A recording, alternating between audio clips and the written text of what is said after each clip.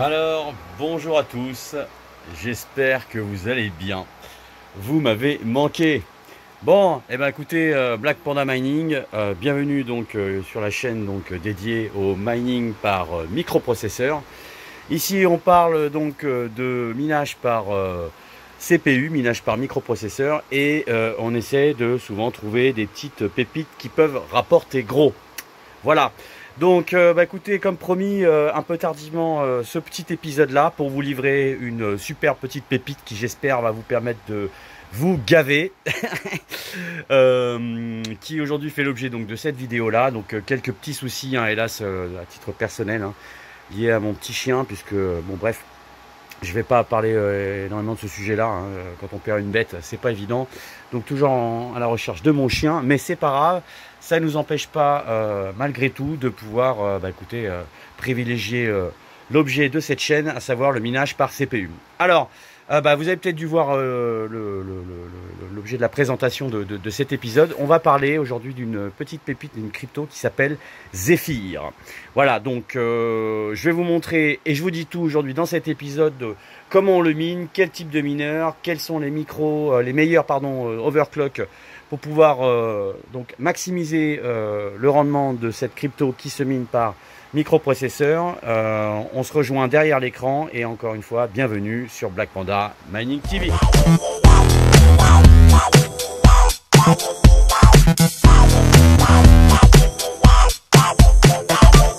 Alors les amis, écoutez, bienvenue dans cet atelier aujourd'hui. On va se gaver.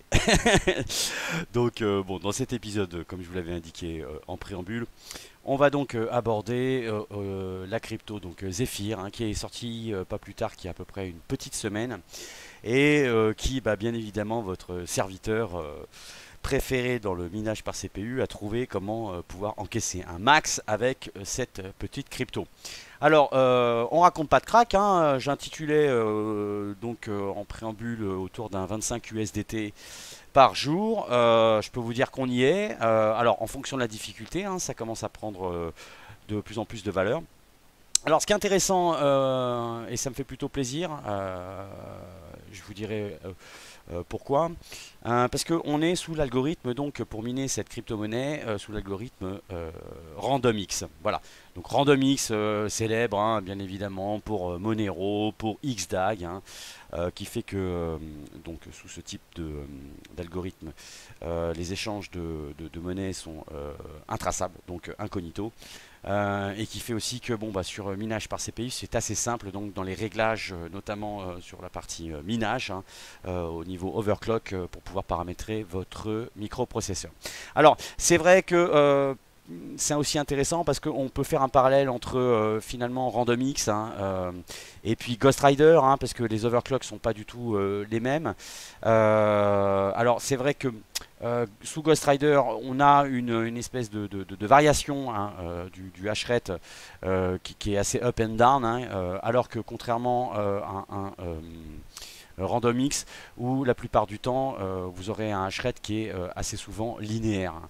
Donc ça va pas, il va pas y avoir de variation. Donc là je vous montre, hein, pour un 3950X aujourd'hui, quand les overclocks sont bien faits, on est hyper stable, hein, ce qui n'a rien à voir avec un Ghost Rider où ce serait carrément assuré, mais qui arriverait quand même à tirer une moyenne, hein, d'accord. Mais c'est pour vous dire que voilà. Alors par contre, il y a un petit bémol, c'est que le RandomX fonctionne différemment en termes de minage sous microprocesseur.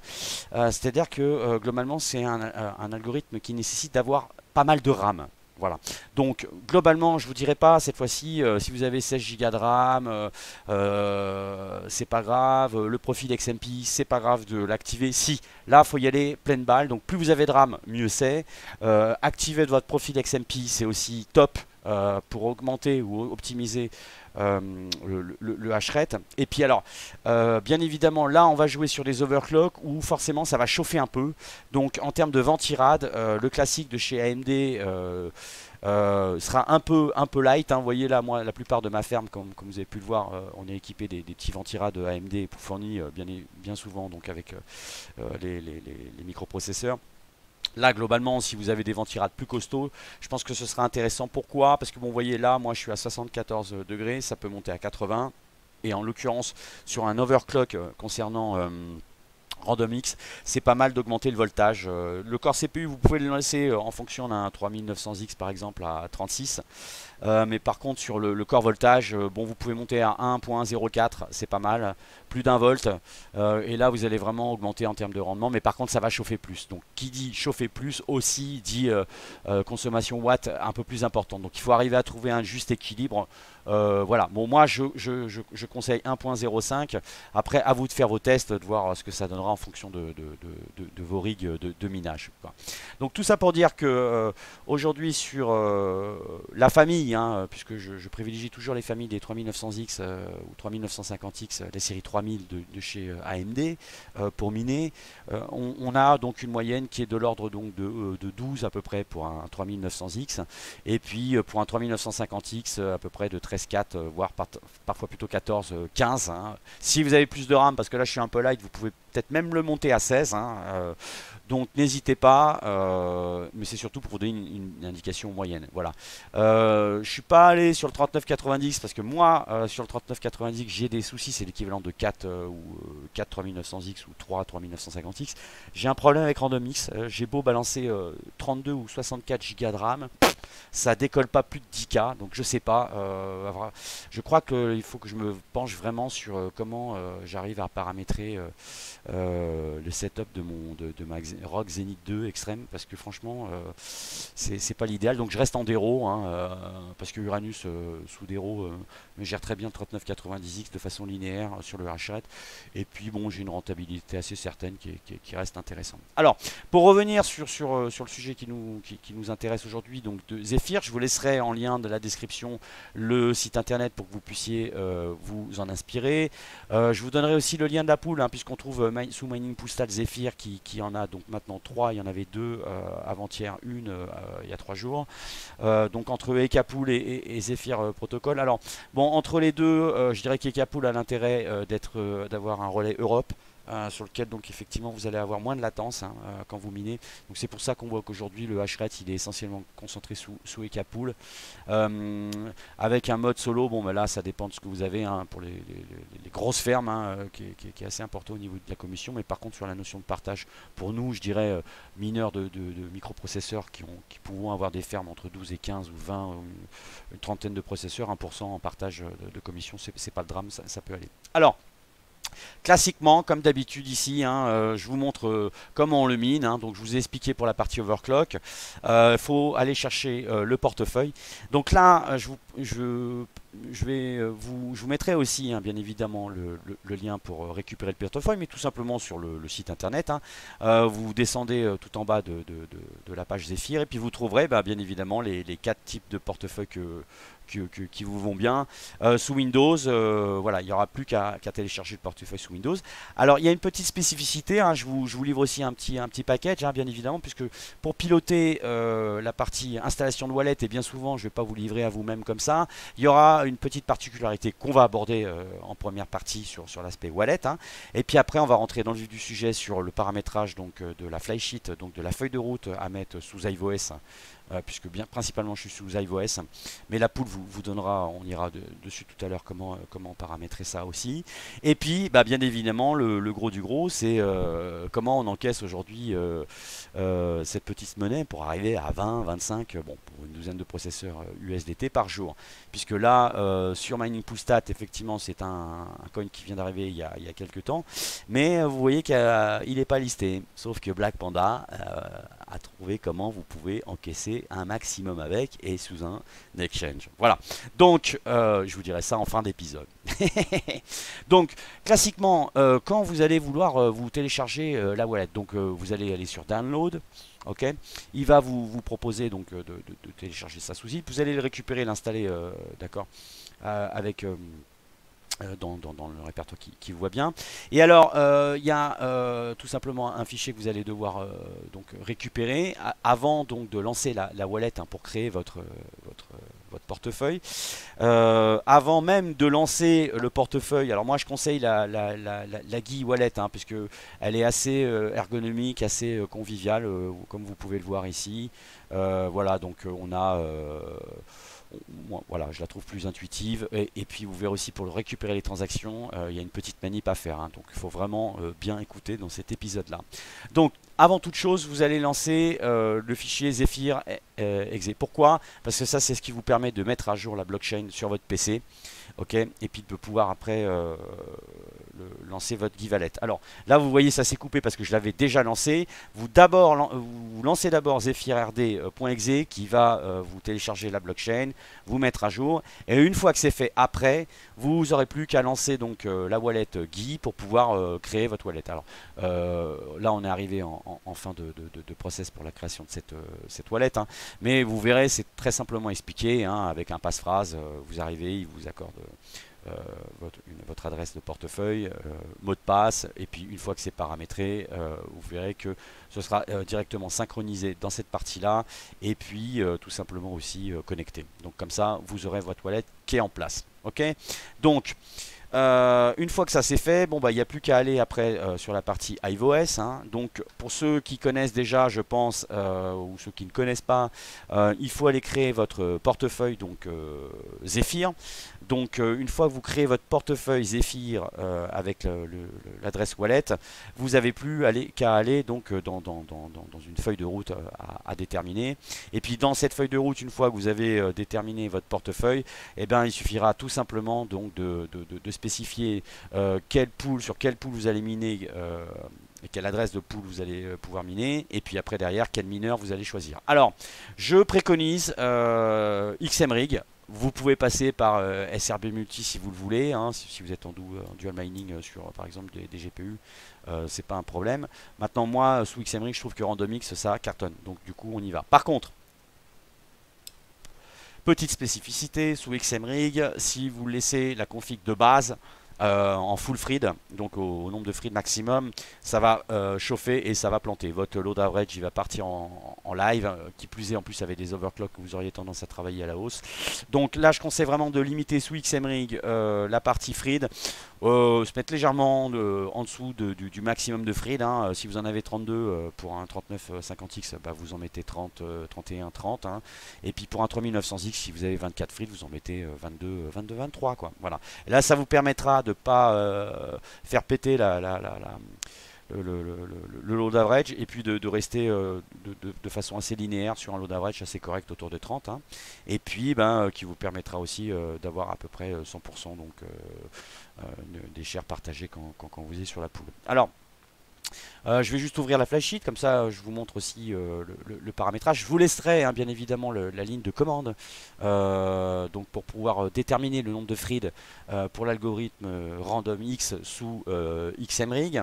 Donc là s'il veut bien s'ouvrir, le temps qu'il s'ouvre, je vais attendre un peu, on va passer en revue la pool. Et alors sur la pool, donc pour récupérer tout simplement l'adresse pour miner, vous avez qu'à cliquer tout simplement sur Ecapool. Et puis sur Ecapool, vous allez tout simplement aller sur la rubrique Getting Started. Et puis sur la rubrique Getting Started, je vous invite à tout simplement rentrer le port le plus faible, hein, comme ça vous rentrez tranquille en difficulté minimum, vous déterminez votre adresse, puis vous cliquez sur générer de configuration, puis à partir de ce moment là, comme on est sous XMRig, vous faites sur CMOR, et puis ça vous permet de voir tout simplement les éléments à rajouter. Alors nous là on va être très simple, mode Black Panda, hein, vous récupérez ici l'adresse de la pool. Vous inquiétez pas pour les autres paramètres, puisque sous XMRig, quand vous êtes sous iOS, il vous donne la config optimisée directement sous la flysheet. Je m'explique. S'il veut bien, si la flysheet veut bien s'ouvrir, et puis on verra. Mais globalement sur la partie huge page et puis sur la partie paramétrage donc des priorités et en mémoire de pool, sous la flysheet de iOS vous pouvez préparamétrer tout ça. Donc le porte-monnaie là, vous l'avez défini ici, la monnaie.